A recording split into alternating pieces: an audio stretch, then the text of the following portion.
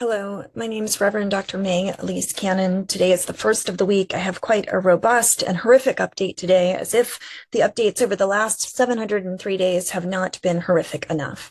Today is September 8th, 2025, 703 days of war, violence, conflict, and what experts around the world are calling a genocide in Gaza.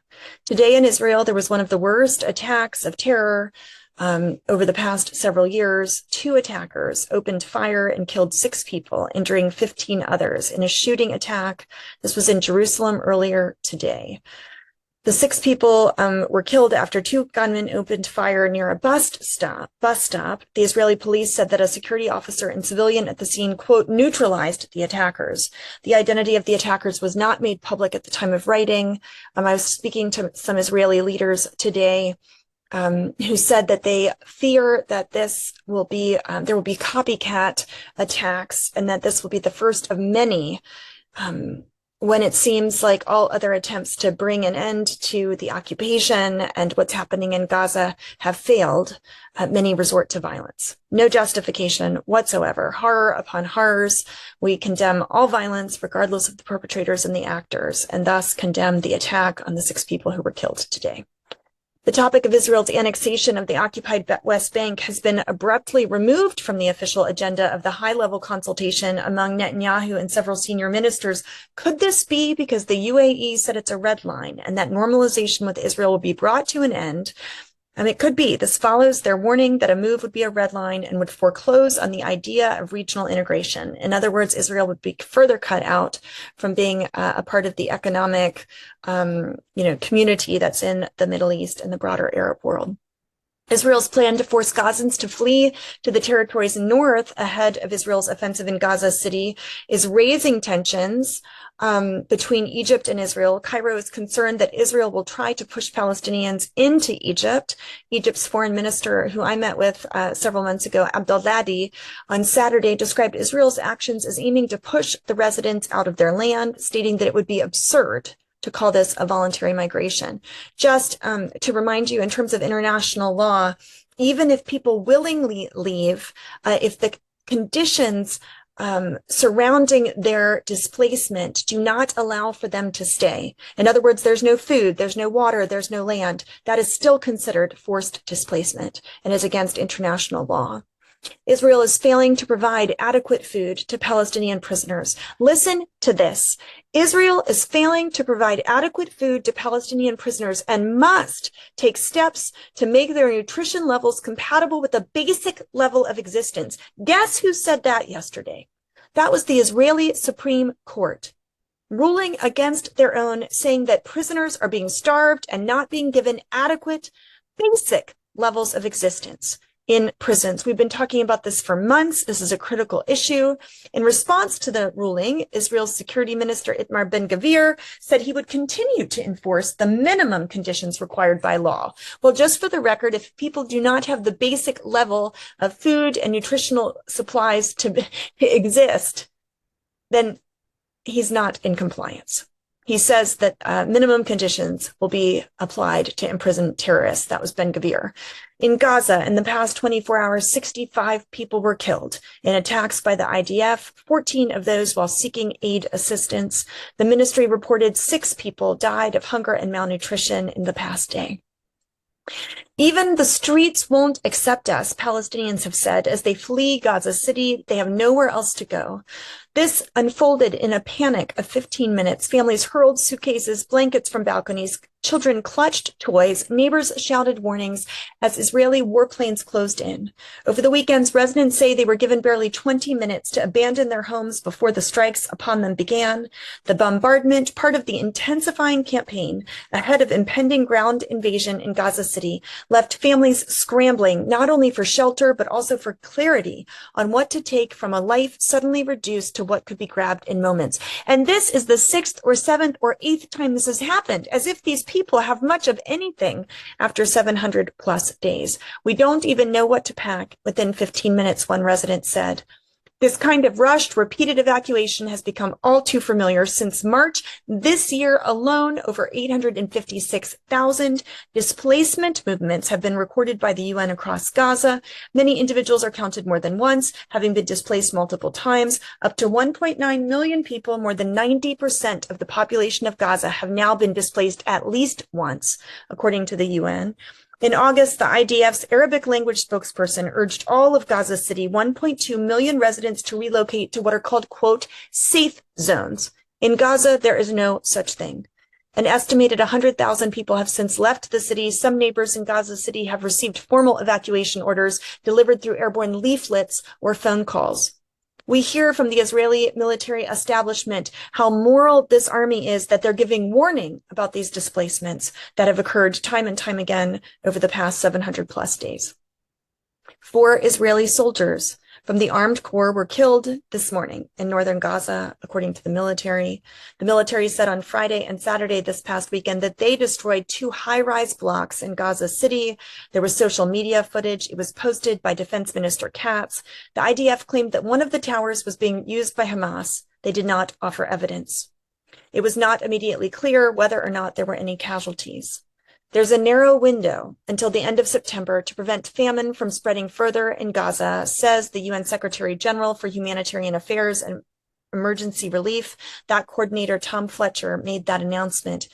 You'll recall the former warnings that by the end of September, a third of the population in the Gaza Strip could be at Category 5 catastrophic levels of hunger.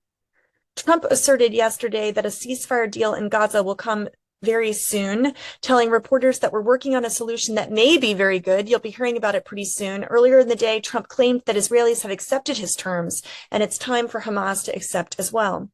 U.S. Special Envoy to the Middle East, Steve Witkoff, last week sent a new ceasefire and hostage deal to Hamas through an Israeli peace activist, according to sources at Axios. And the Qatar Prime Minister is urging Hamas to accept this latest U.S.-backed ceasefire hostage deal. So this is Foreign Minister Sheikh Mohammed bin Abdulrahman Al Thani. Qatar's Prime Minister and Foreign Minister pressed Hamas's political leaders to respond positively to this U.S. deal. He pressed them in that regard. And the goal is securing a ceasefire and hostage release deal in Gaza. There has not yet been word on if it is temporary or permanent. On Sunday, Hamas said it received some ideas from the U.S. side to reach a ceasefire deal in Gaza, and it is discussing this with mediators, ways to develop those ideas. Meanwhile, as if catastrophe could not give a break for any of the geographic regions we're talking about, Israeli soldiers killed 2 14-year-old Palestinian children and wounded 3 other Palestinians, 2 of whom were also teenagers, in a West Bank refugee camp, according to the Palestinian Health Ministry today. I wanted to give you an update about the South Hebron Hills. September 4th and 5th, during the night over Thursday and Friday of late last week, settlers held a pogrom in the Palestinian village of Khalet al-Dabe. Now, I want you to know this report comes from Israeli peace activists who stand in solidarity with these communities in the South Hebron Hills. 50 to 60 thugs from the area's settlements and hill posts began beating with sticks and metal rods every person they ran into. The inhabitants could not even close themselves up inside of their homes, for the state of Israel had demolished most of the houses of the village several months ago. The inhabitants called the army and the police, but got no response. Only when the Israeli activists called did the police answer, and they arrived at the site after thugs had already left, and they did nothing. The thugs wounded 14 inhabitants, among them a man and a woman, an 80-year-old, a 13-year-old boy, a 6-month-old baby girl who was pepper sprayed. Who in their right mind would pepper spray anyone who was not attacking them, let alone a 6-month-old child? God have mercy. 5 badly wounded persons needed hospitalization. Only a single Palestinian ambulance was permitted to enter the village. Earlier this week, inhabitants chased away a flock that a 14-year-old Hill criminal settler entered into their olive tree grove. Consequently, settler ranger pickup trucks arrived with a large army, police, and border police forces. The boy claimed that a Palestinian beat him, and that was enough to have all of the village men shackled and detained for hours. 3 of them were then arrested. They were beaten up so badly by soldiers, and then they were released several hours later, far from their homes. after it was proven that the settler boy lied and that the video fragment showed exactly the opposite. This is what it is like in areas that are being ethnically cleansed. One word from a brainwashed kid who should be treated by the welfare authorities suffices to violently disrupt the life of an entire village. The Khalat al-Dabe pogrom is the last in the long series of violent actions by settlers in the South Hebron Hills, lately several times a week, receiving full backup by the police and army forces, at times active and others passive. That's what we're talking about when we talk about ethnic cleansing and settler extremism. Lebanon also suffered. 5 people were killed and 5 others wounded as the Israeli Air Force struck South Lebanon in the past 24 hours. In Syria, Israel struck vicinity of 3 different cities, according to Syrian sources: the central city of Homs, the coastal city of Latakia, the historic city of Palmyra. Syrian state media said that today. The foreign ministry in Syria condemned the airstrikes as a blatant infringement on its sovereignty and regional stability. They said in a statement on Tuesday that they were part of an ongoing series of escalations pursued by Israel against the Syrian territory. There was no immediate comment from Israel. Syrian media did not elaborate further on the size or impact of the reported strikes. In the international community, Abbas met with the head of the UK, Starmer, acknowledging and thanking the UK for their plans to recognize the Palestinian state. That meeting happened at Downing Street. Abbas, the president of the PA, welcomed Starmer's pledge for the recognition ahead of the UN General Assembly in New York later this month, if Israel does not change its course. Both leaders agreed there is no role for Hamas in the future governance of Palestine. They discussed the intolerable situation in Gaza. Starmer reiterated the need for an urgent solution to end the horrific suffering and famine, starting with an immediate ceasefire, the release of all hostages, and a huge surge in humanitarian aid. In the United States, supported by the Families Forum Parent Circle, high school students are seeking to bridge divides while rejecting the construct of conflict and instead working to end the occupation. I wanted to tell you about this group that's called Voices of Understanding, that was started by an Israeli American and a Palestinian American who are seeking to come together across divides. Religious News Services wrote a powerful article about this. I wanted to call your attention to it. And finally, some secondary news sources have been saying that the UN General Assembly is going to move to Geneva. I talked about this a bit last week about whether or not this was a possibility. It was confirmed to me today that that's not possible because there's too much bureaucracy to move such a large meeting at such a late date. So that is not true, even though minor news sources have reported it around the world. The US will not grant visa entries to the Palestinian President Mahmoud Abbas and his senior advisors. I heard it's not public, but that an apology was issued, that the US government blamed Rubio and the Secretary of State and said it was not the full intention that those visas be completely denied. But for now, the UN General Assembly meeting will stay in New York. I just want to close today, if I may, with the Lord's Prayer, because there is nothing else to be said. The news is so horrific, and God have mercy, we need it to stop. Our Father who art in heaven, hallowed be thy name. Thy kingdom come, thy will be done, on earth as it is in heaven. Give us this day our daily bread.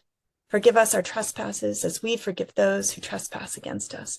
And lead us not into temptation, but deliver us from evil. For thine is the kingdom and the power and the glory forever. In the name of the Father and the Son and the Holy Spirit, amen.